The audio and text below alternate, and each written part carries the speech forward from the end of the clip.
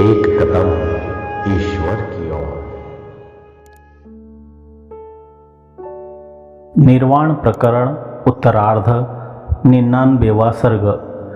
कृमि कीट पतंग त्रियग्योनि स्थावर आदि जातियों का इस संसार में जैसे भोग होता है उन सब का वर्णन। कृमि कीट आदि अति मूढ़ जंतुओं का तो जीवन ही दुर्लभ हो जाएगा, क्योंकि तात्कालिक दुख शांति का उपाय वहाँ है ही नहीं। उनमें ऐसी शक्ति है नहीं जिससे कि वे दुख शांति का उपाय जान सके।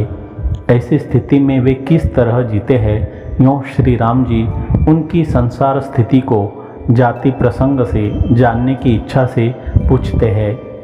श्री राम जी ने कहा, गुरुवर, हम मनुष्य जाति के लोगों के दुख क्षय के लिए तो शास्त्र, सत्संग, मंत्र, औषधि, तप, दान, तीर्थ तथा पुण्याश्रम में निवास आदि उपाय है, परंतु कृमि कीट पतंग आदि तथा तिर्यक स्थावर आदि जो जातियां हैं उनका दुख क्षय किस उपाय से होगा? उपाय के अभाव में उनका जीवन यापन कैसे, यानी वे किस तरह जी सकते हैं? श्री वशिष्ठ जी ने कहा, श्री राम जी, इस संसार में जितने भी जीव हैं, वे चाहे स्थावर हो चाहे जंगम हो, वे सब अपने अपने योग्य भोगों के उचित सुख सत्ता में ही विश्राम किए रहते हैं और उसी से अपना अपना जीवन भी धारण किए हुए है। इससे निष्कर्ष यह निकला कि तत्त योनियों में भोग्य जो विषय सुख की मात्रा है वही तत्त जीवों का महान पुरुषार्थ है। इसी सुख मात्र से वे विश्रांति लेते हैं और उसी की आशा से अनेक दुख झेलते हुए जीते रहते हैं। भद्र छोटे छोटे अणु मात्र जो जीव है उनको भी अपनी योनि के अनुसार हम मनुष्य जाति के लोगों के जैसी ही सुख भोगने की इच्छाएं रहती है, परंतु हम लोगों को उन भोगों में एक तो आस्था नहीं है और उनको प्राप्त करने में कोई अधिक विघ्न बाधा भी नहीं पहुंचाता। उनको तो मोह, काम आदि दोषों की अधिकता के कारण तथा विवेक की मात्रा के अभाव से उन भोगों में अधिक आस्था है और उनको पाने में उन्हें पर्वत के सदृश बड़े बड़े विघ्नों का सामना भी करना पड़ता है। यदि प्रश्न हो कि भोगों में बहुत आस्था है, यह आपने कैसे जाना, तो इसका उत्तर है प्रयत्न की अधिकता। इस आशय से कहते हैं, भद्र, जिसका समस्त ब्रह्मांड एक शरीर है वह विराट हिरण्यगर्भ जैसे अपने अधिकार निभाने की अनेक चेष्टाओं के द्वारा स्वभोगार्थ प्रयत्न करता है। वैसे ही केशों के अग्रभाग के सदृश देह वाले कृमि कीट आदि भी बालक की मुट्ठी के छेद की अपेक्षा भी छोटे अल्पकाय आकाश में प्रयत्न करते हैं। देखिए तो सही कि कैसी अहंकार की महिमा है। एकमात्र शून्य विषय वाले गगन पक्षी निराधार आकाश में उत्पन्न होते हैं और वहीं पर मर जाते हैं। उनको कुछ भी विषय नहीं मिलता है, परंतु क्षण भर वे स्वस्थ नहीं बैठते, यानी वे अपने प्रयत्न से तनिक भी हटते नहीं। कण आदि के उपार्जन में पिपीलिका आदि का अधिक प्रयत्न देखा जाता है। इससे भी अनुमान होता है कि उन्हें भोग की आस्था बहुत है। इस आशय से कहते हैं, भद्र, देखिए, ग्रास तथा निवास का संपादन तथा कुटुंब पोषण आदि नानाविध चेष्टाओं से यह प्रतीत होता है कि जैसे पिपीलिका के लिए हमारे दिन जैसा भी दीर्घकाल उनके कणोपार्जन प्रयत्न के लिए क्षण के सदृश पर्याप्त ही नहीं है। भद्र, यह एक और नवीनता सुनिए। तिमी नाम का जो अत्यंत छोटा त्रस रेणु के बराबर का जीव है, उसकी गमन में ऐसी व्यग्रता दिखती है जैसी कि गरुड़ की गमन में व्यग्रता दिखती हो। देह में और देह भोग्य वस्तुओं में अहमता ममता का अभ्यास मनुष्य और कृमि दोनों को एक सा है, यह कहते हैं।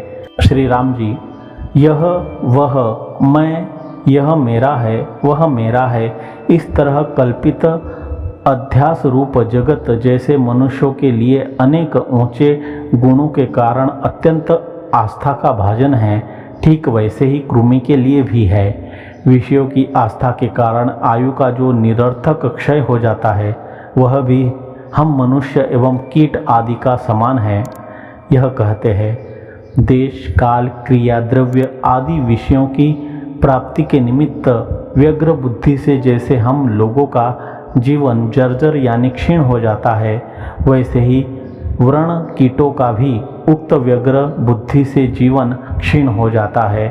वृक्ष आदि स्थावर जीव कुछ जागते रहते हैं, पत्थर एकदम सोते ही रहते हैं, यानी घनी नींद से सोए हुए ही रहते हैं, और कृमि कीट आदि तो हम मनुष्यों के जैसे अपने अपने उचित विषय भोगों में निद्रा एवं जागरण दोनों से युक्त रहते हैं। शरीर काल में सुखपूर्वक स्थित ये जो कृमि कीट आदि है, उनको भी हम लोगों के सदृश शरीर विनाश ही दुख पैदा करने वाला है, और जीवन अर्थात शरीर में प्राण स्थिति सुख पैदा करने वाला है।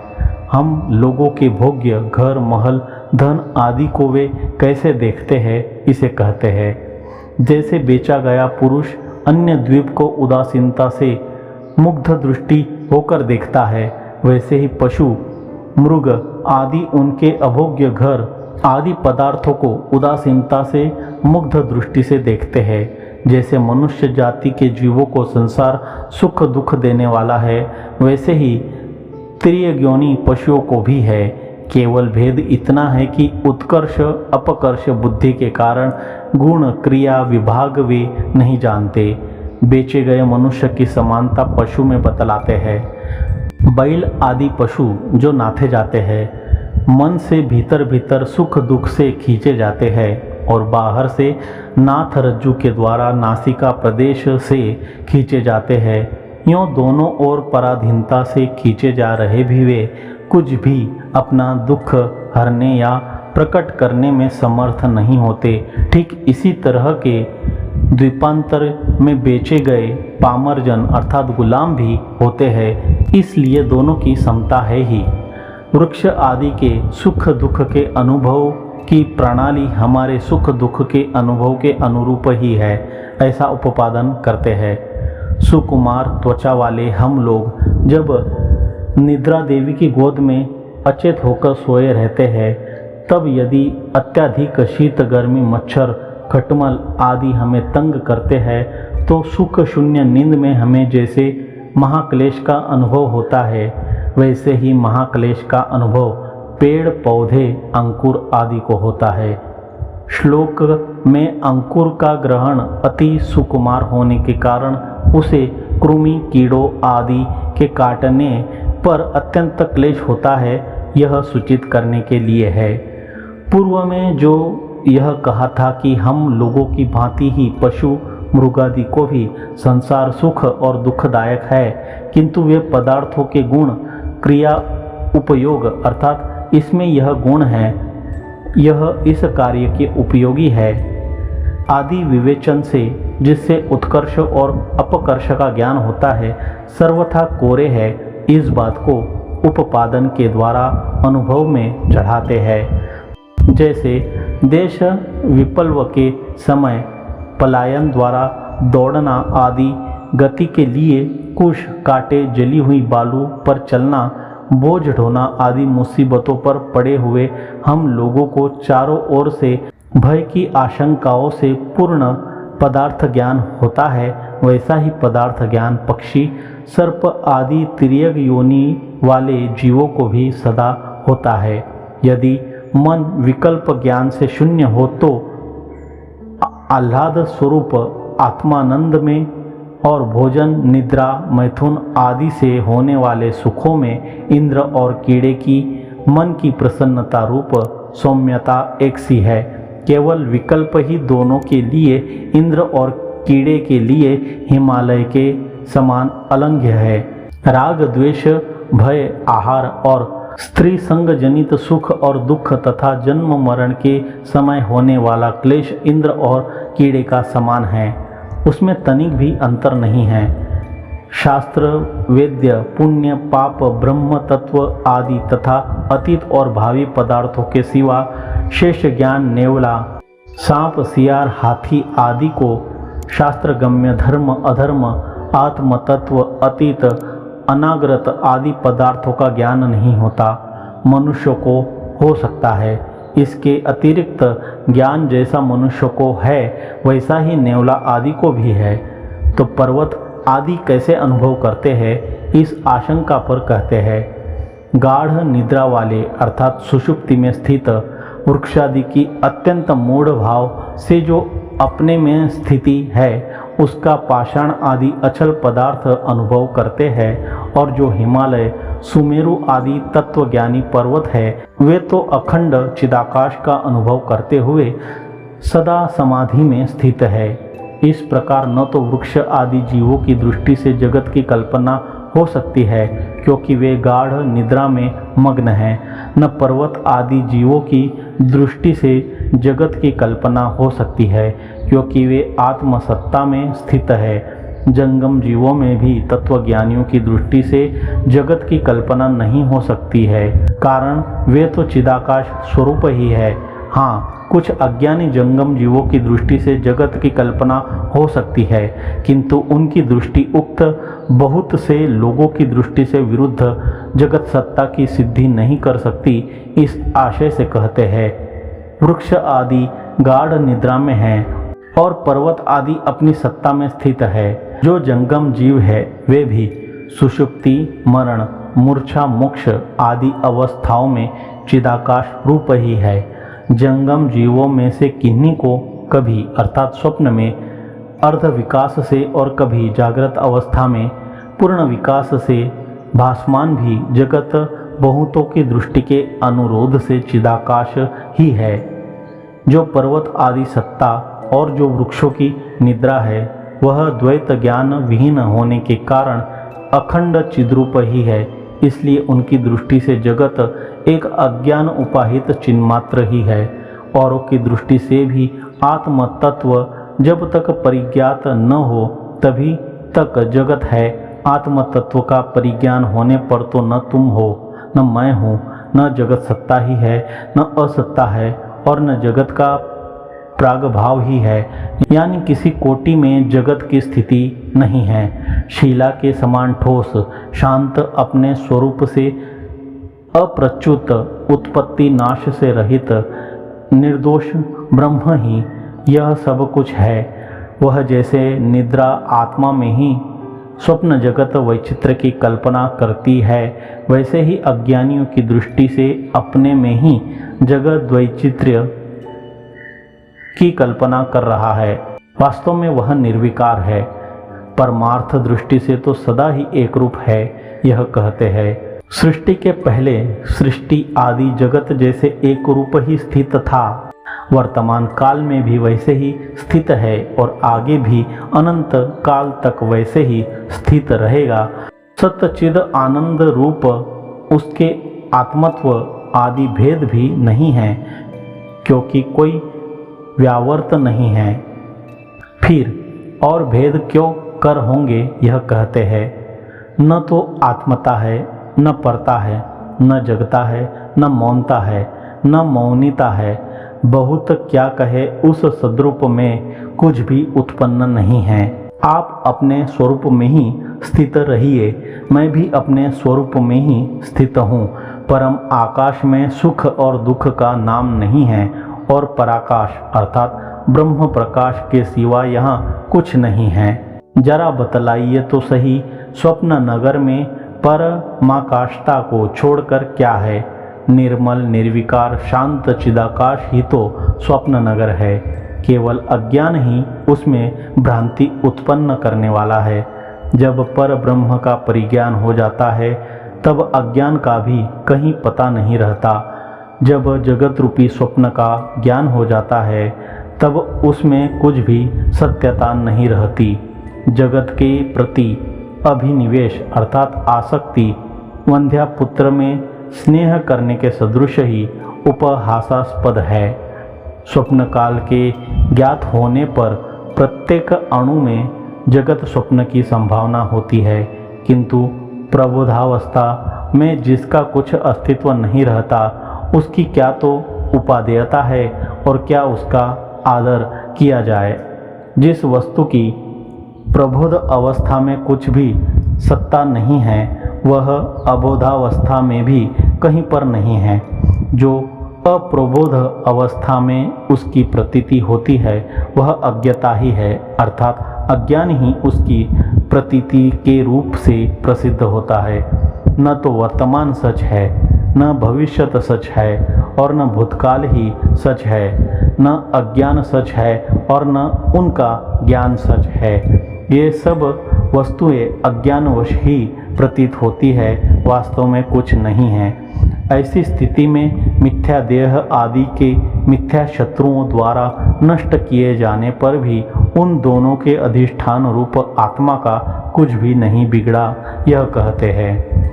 जैसे एक लहर के आघात से दूसरी लहर के छिन्न भिन्न होने पर जल की कुछ भी हानि नहीं होती है, वैसे ही एक देह से दूसरी देह के नष्ट होने पर चित्त की भी क्षति नहीं होती है।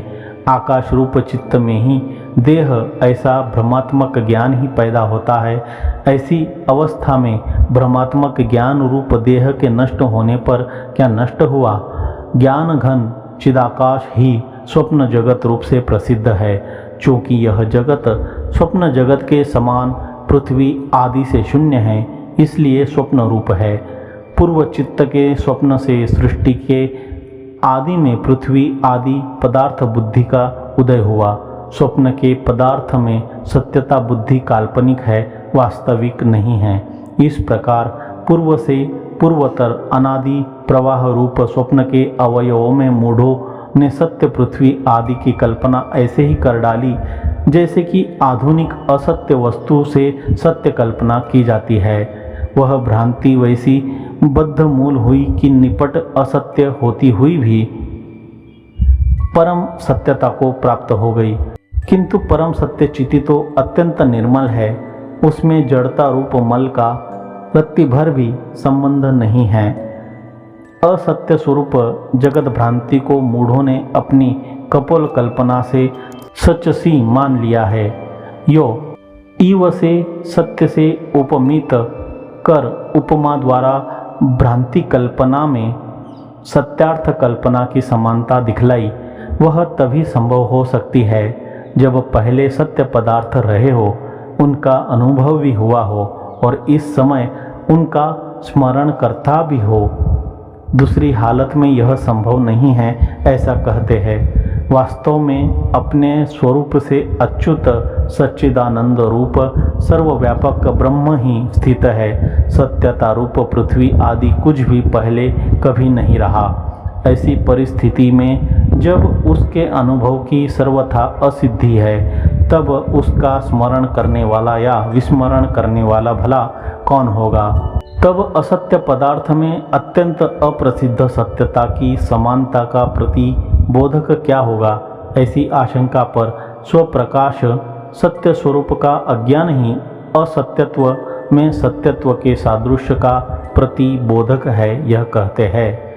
यथार्थ रूप चिदानंद रूप ब्रह्म मात्र विषयक अज्ञान ही जगत में अर्थात असत्य में सत्यत्व की समानता का प्रतिबोधक है। अतएव तत्व का परिज्ञान ही आवरण रूप अज्ञान कपाट तथा विक्षेप रूप जगत सत्यता भ्रांति कपाट का उद्घाटन है। अज्ञान के कार्य के साथ अज्ञान का नाश होने पर चिन्मात्र शेष रहने से पृथ्वी आदि किसी का कहीं पर संभव नहीं है। जो दृष्टा है अथवा दृश्य है वह सब पूर्वोक्त परिशिष्ट चैतन्य मात्र विशुद्ध शिव ही है। जैसे दर्पण में निमित्तभूत बाहरी बिंब से भीतर प्रतिबिंब की प्रतीति होती है, वैसे ही निमित्तभूत प्रतिबिंब के बिना ही अपने आप चिदाकाश में प्रतिबिंबत जगत प्रतीत होता है।